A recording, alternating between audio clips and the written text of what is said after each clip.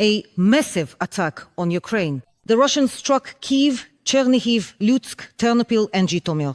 They launched Shaheds, Kalibr missiles, ballistic missiles, and Kabs.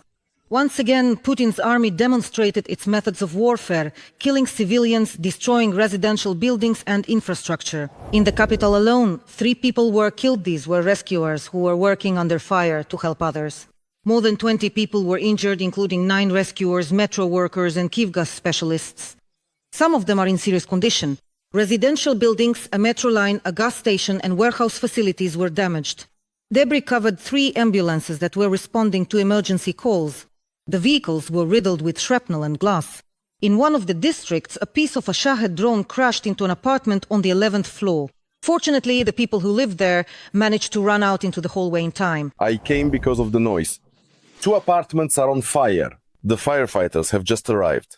People are afraid to go outside. My friend and I found the engine from the Shahed drone. Then a heavy barrage started, and we hid in the parking lot. The night was terrifying. The night was really scary. We were sleeping, and then there was this loud sound, like a motorcycle driving. It was such a loud sound. And then there was a terrible, terrible explosion. We were on the 7th floor, so we went down to the parking lot. And then we went back home. At the main exit, there was a car at the main exit. Everything fell on it. It got completely crushed. When I tried to move it, I cut my hand, had to get stitches on my fingers. On June 4th, 2 days before the massive attack, Donald Trump had a phone conversation with Putin. Afterwards, the American president wrote on his social media page that the Kremlin dictator was supposedly determined and planning to respond to the Ukrainian web operation during which Russian military airfields were attacked. Trump said that he asked Putin not to do this and even threatened the Kremlin with tough measures, although he did not specify what those sanctions might be or when he would be ready to implement them. If Russia ever dares to cross the line, make no mistake, you will without a doubt be absolutely amazed at just how incredibly tough and resolute we will be. I'm not friends with anyone. At the Institute for the Study of War, they believe that Putin used this phone conversation with Trump to present himself as a victim.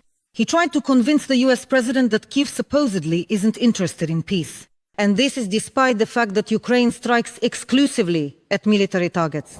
Putin's statements to Trump were likely also aimed at diverting attention from his own lack of interest in negotiations and his continued preparations for a prolonged war in order to avoid possible future US sanctions by portraying Ukraine as the bad actor. From the report of the Institute for the Study of War. The Ukrainian Ministry of Foreign Affairs emphasized that Ukraine's strikes are acts of self-defense, whereas Russian shelling of Ukrainian cities constitutes acts of aggression and terror. Russia is killing civilians and has been acting this way since the very beginning of the full-scale war. And the whole world sees and understands this perfectly well. That is why international pressure on Moscow must be increased as soon as possible. At night, Russia responded to the destruction of its aircraft by attacking Ukrainian civilians. The difference between Ukraine and Russia is that Ukraine strikes legitimate military targets such as aircraft equipped to bomb our children. Russia strikes residential areas, civilians, and critical infrastructure. It is unacceptable to equate Ukraine and Russia.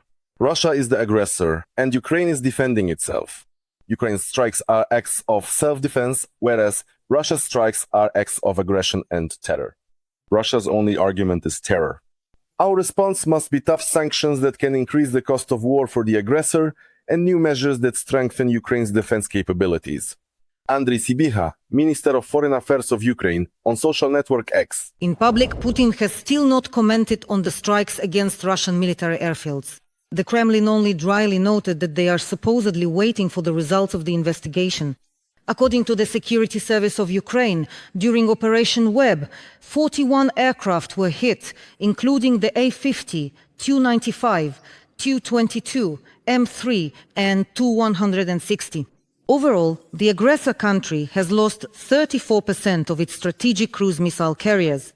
But both the Kremlin dictator and all the propaganda media remain silent about this. I see this not just as a tactic, but as the natural behavior of a person who leads a large criminal gang. In other words, this is mafia-like behavior.